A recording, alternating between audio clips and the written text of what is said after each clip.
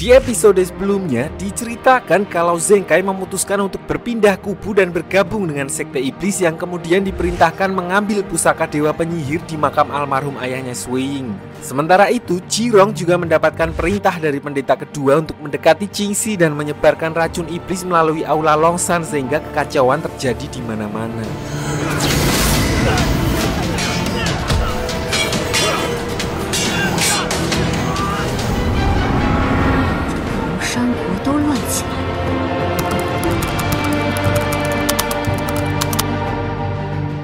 Karena basis kekuatan aliansi sekte sebagian besar telah berkurang dengan hanya menyisakan 2 dewan tetua dan beberapa murid dari Istana Api, mereka pun tampak kesulitan menghadapi begitu banyak orang yang berubah menjadi iblis, di mana mereka terpaksa untuk berpencar demi mengalahkan para iblis tersebut.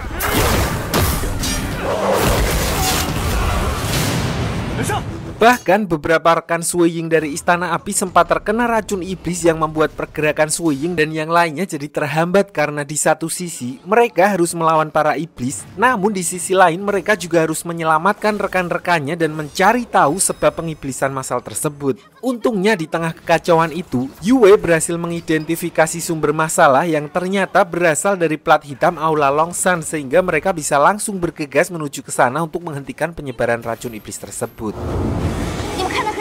其实，幸好没有被大家哦，三那儿肯定有问题。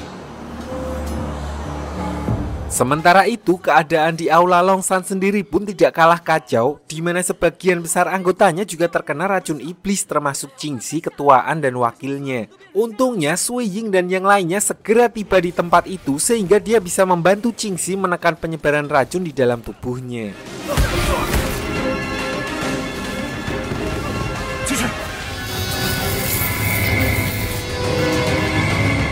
Tidak berselang lama setelah kedatangan Sui-Ying, pendeta kedua bersama dengan Mo Yangchen juga tiba di tempat tersebut untuk mencari Sui-Ying. Mereka lalu memancing Sui-Ying dan Yang Bo ke arah hutan ke tempat di mana Shiho sudah menyandra Yue. Ternyata itu semua adalah sebuah perangkap yang sudah disiapkan khusus untuk menjebak Sui-Ying. Karena begitu Sui-Ying berusaha menyelamatkan Yue, formasi sihir dari pedang dewa yang sebelumnya diambil oleh Zenkai langsung aktif dan menyerang Sui-Ying.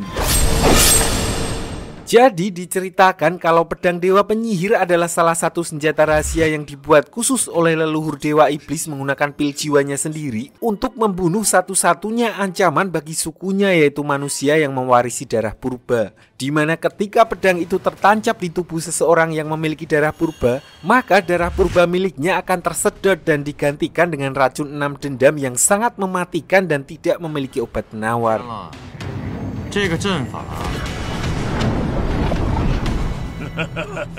Namun di saat-saat kritis, Zenkai tiba-tiba muncul dan mencabut pedang tersebut dari tubuh Sui-Ying dengan menggunakan kekuatan iblisnya di depan Yang Bo dan Yue. Di mana hal itu pun menegaskan kalau Zenkai sudah menunjukkan kalau dia juga berada di pihak sekte iblis. Dan juga walaupun pedang tersebut telah berhasil dicabut, racun 6 dendam tetap berhasil masuk dan akan menguras energi spiritual di dalam tubuh Sui-Ying sampai akhirnya dia meninggal.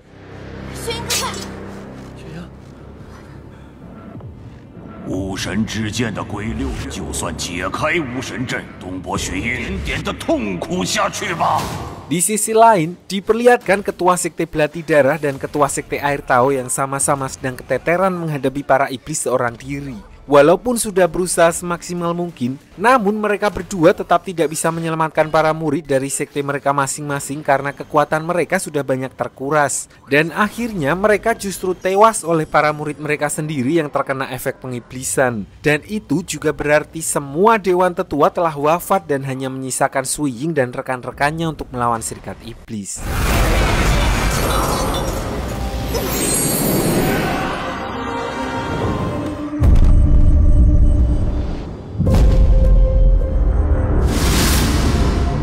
Kembali beralih ke aula Longshan, diperlihatkan Paman Zong yang akhirnya bisa menyelamatkan Qingxi si beban dengan menyerap semua racun iblis yang ada di tubuh Qingxi. Di mana hal itu juga membuat dirinya sendiri keracunan dan akhirnya meninggal dunia.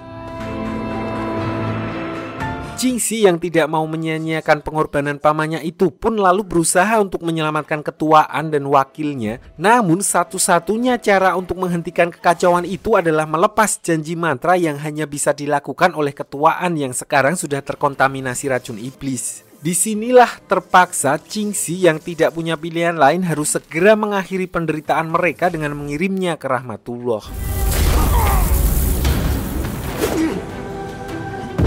Di saat-saat terakhirnya, ketuaan sempat menitipkan aula Longsan kepada Jingxi dan memberikan semacam lencana pemimpin kepadanya. Dengan lencana itu, Jingxi lalu melepas janji mantra para pemegang plat hitam yang kemudian menghancurkan menara pengirim sinyal sehingga racun iblisnya berhenti bekerja, dan dengan begitu, semua kekacauan tersebut akhirnya mereda.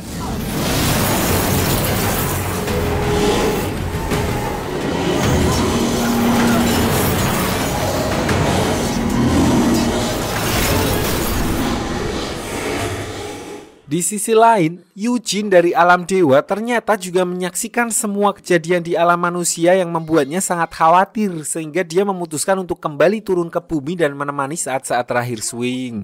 Ibu peri awalnya tidak menyetujui keputusan tersebut karena hal itu jelas membahayakan nyawa Eugene. Lagi pula racun 6 dendam yang ada di tubuh Swing juga tidak bisa diapa-apain lagi dan paling mentok hanya bisa ditunda penyebarannya. Namun karena melihat kebulatan anunya Eugene, tekad, Ibu Peri akhirnya memberikan sebuah cara yang sangat ekstrim agar dia bisa berada di sisi Suying dengan aman, yaitu ritual pelepasan tulang.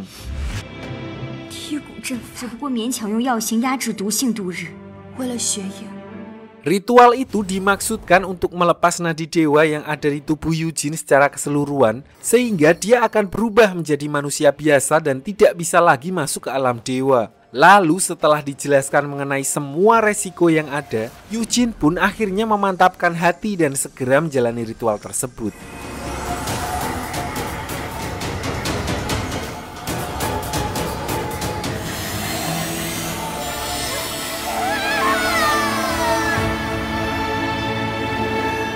Singkat cerita, setelah melalui proses yang sangat menyakitkan dan akhirnya berhasil melepaskan status dewanya, Eugene pun segera pergi ke tempat Suying dengan membawa tanaman dewa penekan racun untuk menghambat penyebaran racun di dalam tubuhnya dan menghentikan energi spiritual Suying yang terkuras, walaupun kini Suying tidak bisa menggunakan sebagian besar kekuatannya.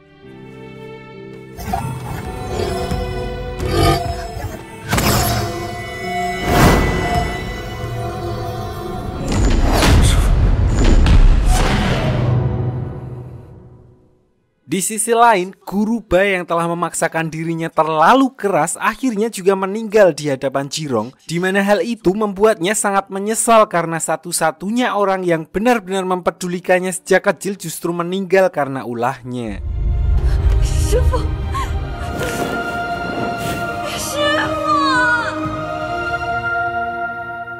Sementara itu, dengan perasaan marah dan kekecewaan yang sangat mendalam, Jingxi lalu pergi menemui Jirong, di mana setelah kematian Guru Bai, Jirong menyadari kalau dia telah mengkhianati semua orang yang menyayanginya. Sehingga saat Jingxi mengeluarkan ultinya, Jirong memutuskan untuk berhenti melawan dan menerima serangan Jingxi dengan ikhlas. Dan dia akhirnya bisa innalillahi dengan tenang.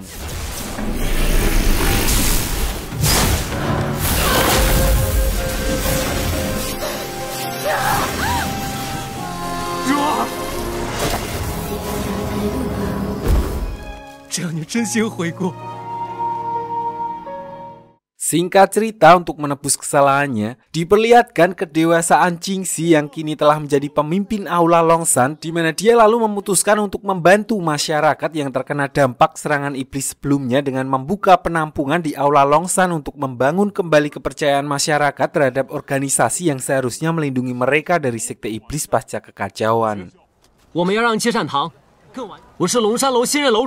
Di sini, Suying yang kondisinya sudah agak mendingan diperlihatkan juga ikut membantu adiknya, walaupun kini dia jadi agak murung karena racun 6 dendam yang ada di tubuhnya telah menghilangkan sebagian besar kekuatannya, dan setelah kematian semua dewan tetua, para murid Istana Api pecah dan justru mementingkan keselamatan masing-masing. 这是一个空壳。 Melihat hal itu, Eugene lalu memberikan informasi yang dia dapatkan dari alam dewa yang mengatakan kalau ada sebuah tempat bernama Gunung Batu Merah yang terletak di perbatasan, di mana tempat tersebut menyimpan sebuah pusaka yaitu zirah kaisar pertama. Dan menurut legenda, siapapun yang berhasil mendapatkan zirah tersebut, maka dia tidak akan terkalahkan bahkan oleh dewa iblis sekalipun. Masalahnya, tempat tersebut sangat tersembunyi dan sangat sulit untuk dijangkau. Bahkan dikatakan kalau belum ada orang yang berhasil keluar dari tempat tersebut dengan selamat. Namun Sui Ying yang saat ini istilahnya sudah tidak punya apa-apa lagi tetap bertekad untuk mendatangi tempat tersebut dan mencari zirah kaisar yang dimaksud.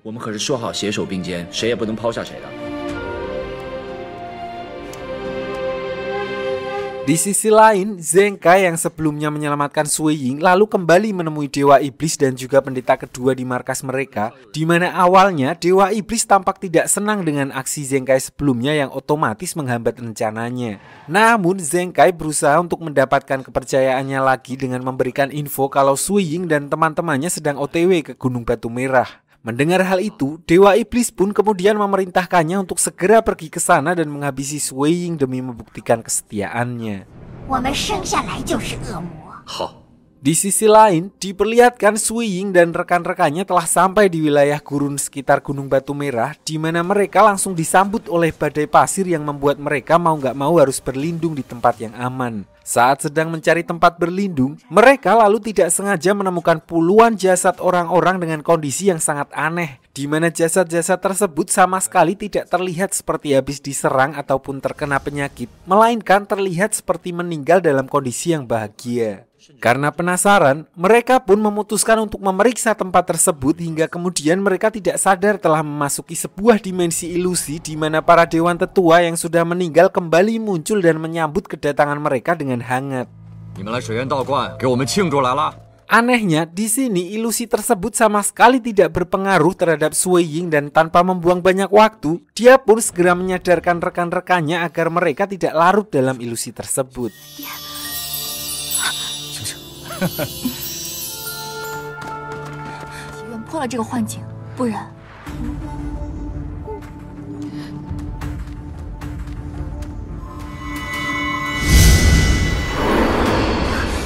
Begitu keluar dari ilusi tersebut, Sui Ying dan yang lainnya langsung disambut oleh pelindung Gunung Batu Merah yang ternyata sudah menunggu kehadiran mereka. Di mana di pertemuan itu, Sui Ying langsung berterus terang soal tujuannya pergi ke tempat itu, yaitu untuk mencari zirah kaisar pertama. Mendengar hal itu, sang pelindung Gunung Batu Merah pun berkata kalau mereka harus melewati ujian sebelum mendapatkan apa yang mereka inginkan. Di mana di tempat itu, mereka harus menghadapi rintangan formasi patung yang kemudian memisahkan mereka menjadi dua kelompok. Sui Ying bersama Eugene berpindah ke sebuah lembah, sementara Yang Po dan Yue harus berhadapan dengan monster pasir yang langsung menyerang mereka. Untungnya dengan level kekuatan mereka yang sekarang, Yue dan Yang Po dapat dengan mudah mengalahkan monster pasir tersebut.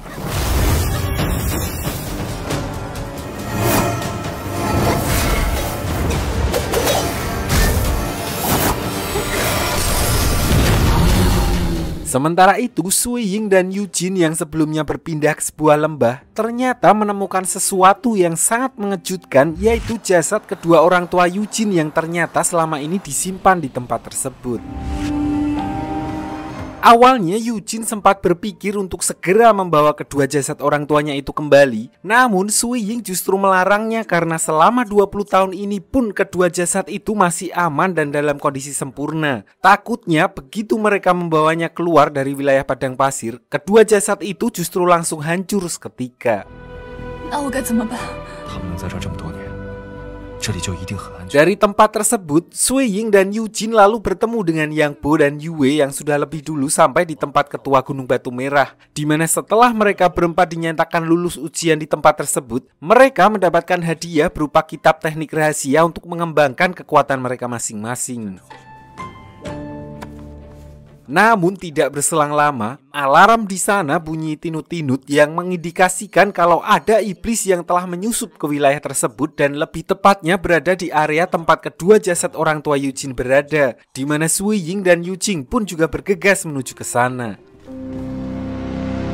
Sesampainya di sana, betapa terkejutnya mereka begitu melihat kalau iblis yang dimaksud ternyata adalah Zenkai bersama dengan pendeta kedua yang menemukan jasad orang tua Yujin dan berniat mencurinya. Lalu, begitu menyadari kedatangan Suiying, pendeta kedua pun bergegas membawa lari jasad tersebut, sementara Zenkai diminta untuk menghalau mereka berdua. Dimana dengan kondisinya yang sekarang, Suiying pun sama sekali tidak bisa memberikan perlawanan berarti kepada gurunya tersebut. 你现在太弱， 为什么？ 要学会向死而生。 Lalu melihat kondisi Suiying yang bisa dibilang sudah tidak terselamatkan lagi akibat efek dari racun 6 dendam dan serangan Zenkai, ketua Gunung Batu Merah lalu mengirimnya ke sebuah portal ilusi, namun sangat berbeda dengan dimensi ilusi sebelumnya, di mana ternyata itu adalah portal dunia paralel yang menghubungkan dengan dunia Suiying yang diimpikannya selama ini. Ketua Gunung Dewa menjelaskan bahwa satu-satunya yang bisa menolong Suiying adalah kemauan di dalam dirinya sendiri. Dan untuk itu, beliau lalu mengirim Suiying ke dalam dunia tersebut untuk melihat seberapa kuat kemauannya untuk hidup. Apakah di dunia yang dikelilingi oleh semua keinginannya yang telah terwujud atau kembali ke dunia lamanya, itu semua tergantung dari kemauan orang itu sendiri. 任何事，这么多年来，平行空间的修炼者都无一例也有可能做出同样的选择。 Di sisi lain, setelah Istana Api bubar pasca penyerangan di Gedung Longsan, diperlihatkan Zui yang masih mengikuti Shiho, di mana ternyata Zui juga berasal dari klan Shi dan sempat bertemu dengan Shiho saat mereka masih kecil. Intinya, Zui sudah mengagumi Shiho dari kecil karena prinsip dan pendiriannya yang membuatnya berpikir walaupun dari luar Shiho tampak berhati dingin, namun sebenarnya dia adalah orang yang memiliki hati nurani.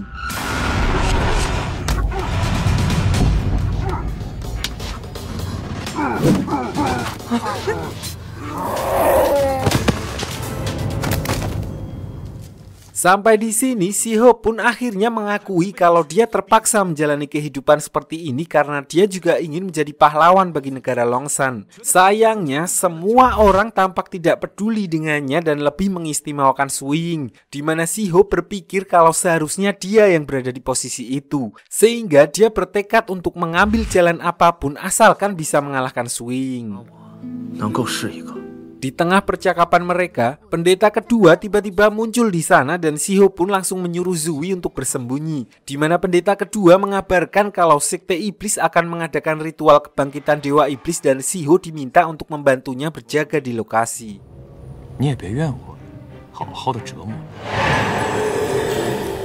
Singkat cerita, malam pun tiba dan pendeta kedua mulai menjalankan ritual untuk kembali membangkitkan dewa iblis dengan memanfaatkan jasad kedua orang tua Yujin untuk menambah energi spiritual dari dewa iblis, sehingga dia bisa berpindah ke tubuh baru yang lebih kuat dan orang yang dimaksud ternyata adalah Zenkai.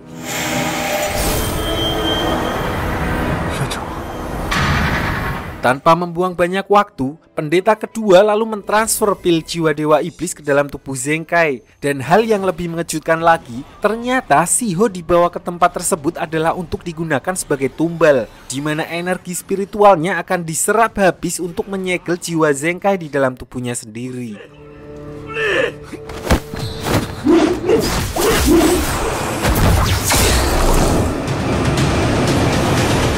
Untungnya di sini Zui yang sedari tadi mengikuti mereka datang dan berniat menyelamatkan Shiho. Namun pendeta kedua tidak membiarkannya begitu saja dan langsung menyerang mereka berdua hingga akhirnya Zui harus terluka parah karena menerima serangan iblis dari pendeta kedua. Di sisi lain, kesadaran Zenkai ternyata tidak menyerah begitu saja dan berusaha melawan dewa iblis dari dalam tubuhnya, di mana Shiho lalu melihat itu sebagai kesempatannya untuk menghabisi dewa iblis. Walaupun di sini Zui sempat mengajaknya untuk segera pergi dari tempat tersebut, namun Shiho justru menolak dengan berkata kalau semuanya sudah terlambat dan tidak ada jalan lain selain mengalahkan dewa iblis dan menjadi pahlawan negara Longsan. Sayangnya karena kekuatan Shiho jelas masih berada jauh di bawah dewa iblis, energi spiritualnya justru diserap habis oleh dewa iblis yang akhirnya membuatnya meninggal di tempat dan dewa iblis dapat menyegel jiwa Zenkai sepenuhnya.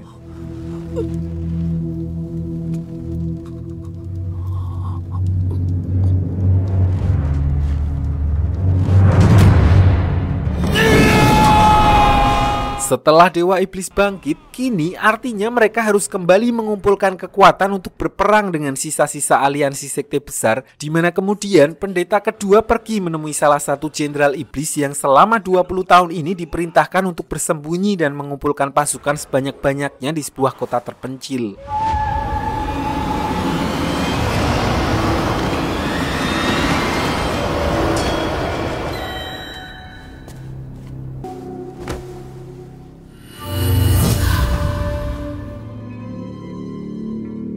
Di sisi lain, yang Bo Yujin dan Yue yang sedang berlatih teknik rahasia pemberian ketua Gunung Batu Merah juga melihat sesuatu yang aneh di atas langit negara Longsan, di mana Yujin lalu meminta mereka berdua untuk berangkat lebih dulu sementara dirinya akan menunggu Sui Ying kembali dari dimensi paralel. Kembali ke Sui Ying yang saat ini masih berada di dimensi paralel, di mana dia menjalani kehidupan impiannya, yaitu berkumpul bersama seluruh keluarga besarnya dan juga Yujin di wilayah Elang Salju. Walaupun di sini dia sadar betul kalau dia masih mempunyai teman-teman yang menunggunya di kehidupan lamanya, namun apa yang berada di hadapannya tetap terlalu indah, di mana hal itu membuatnya sangat berat untuk menerima kalau dia tetap harus kembali. Disinilah dia menemukan apa yang menjadi tujuannya ketika Yujin yang versi sana menunjukkan sebuah zirah kelap-kelap yang berada di tengah ruangan. Dan ketika Sui Ying memegang zirah tersebut, dia jadi sadar akan kesalahannya, yaitu selama ini dia mengandalkan kekuatan dari luar alih-alih kekuatannya sendiri. Ternyata keputusannya itu justru adalah langkah yang tepat, karena setelah dia mantep akan kembali ke kehidupan lamanya, zirah kaisar yang ada di hadapannya justru larut dan bersatu dengan tubuh Sui Ying, dan seketika itu juga dia terbebas dari dimensi paralel tersebut.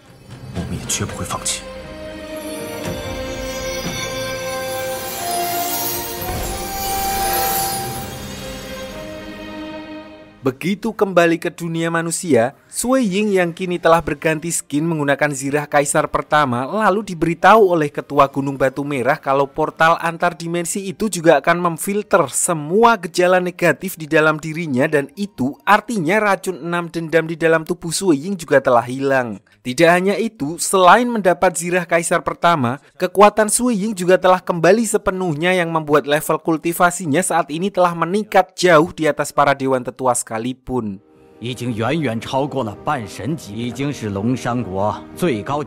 Setelah mendengar semua penjelasan tersebut, Sui Ying bersama dengan Yujin lalu bergegas menyusul teman-temannya, karena dari tempat tersebut mereka bisa melihat sekte iblis yang telah mulai membuka formasi benteng heksagram untuk menguasai seluruh wilayah negara Longsan, di mana di sana para murid istana api yang kembali bersatu pun terlihat keteteran melawan jenderal dari Serikat Iblis. Disinilah Sui Ying datang untuk ngetes damage, di mana kekuatannya yang saat ini sudah meningkat berkali-kali lipat dapat dengan mudah mengatasi jenderal dari Serikat Iblis tersebut.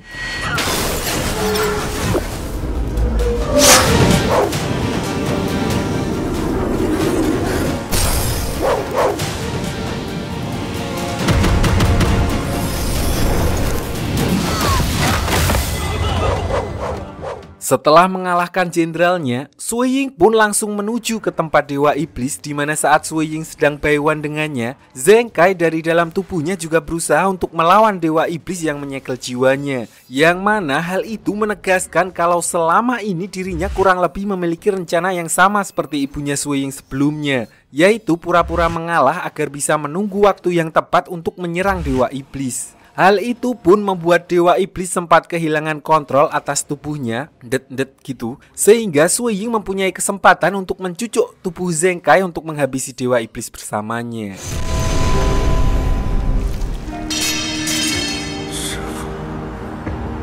Namun yang terjadi ternyata di luar prediksinya, di mana Dewa Iblis justru bangkit dan mendapatkan tubuh fisiknya kembali walaupun belum sepenuhnya sempurna, di mana dia lalu mengorbankan pendeta kedua untuk menciptakan tanaman kecubung poria dari alam iblis yang dapat menyerap energi spiritual semua orang yang ada di sana.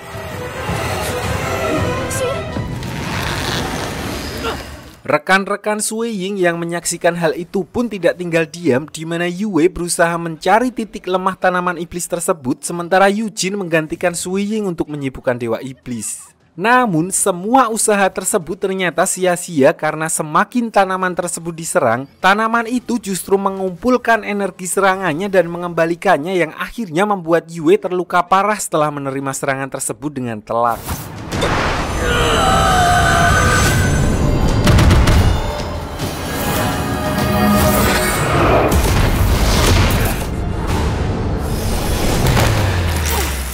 Di sisi lain, para murid Istana Api yang kini hanya tinggal 3 orang juga terlihat kerepotan menghadapi begitu banyak pasukan iblis, di mana hal itu akhirnya membuat Wujang mengambil keputusan besar untuk menggunakan serangan terakhirnya, yaitu wujud kematian, walaupun jurus tersebut juga akan mengorbankan dirinya sendiri.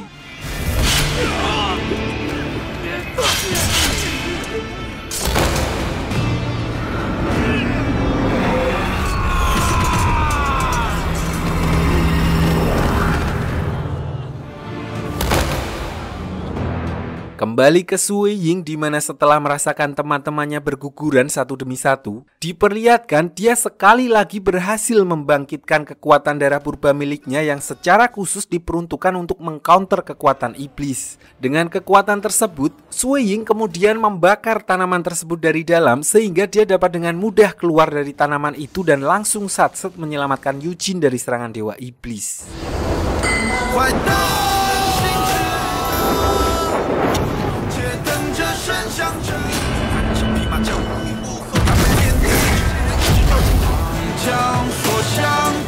Tidak hanya itu, setelah mencapai tahap awakening dengan menggabungkan kekuatan dari Zirah Kaisar pertama dengan darah purba miliknya, level kultivasinya naik drastis ke level dewa, di mana itu artinya dia menjadi orang yang paling kuat di antara 3 alam. Hal itu dibuktikan ketika bahkan dewa iblis pun sama sekali tidak bisa bergerak hanya dengan aura Sui Ying saja, di mana dia kemudian melangkah pelan menghampiri dewa iblis dan langsung menghunuskan tombak tepat ke jantungnya, dan seketika itu juga seluruh pasukan iblis yang ada di sana langsung lenyap bersama dengan sang dewa iblis.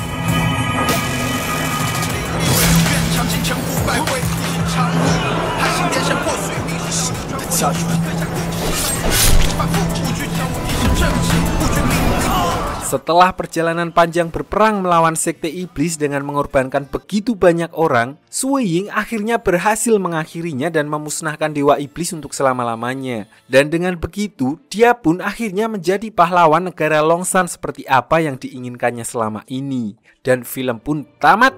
Sebat dulu guys.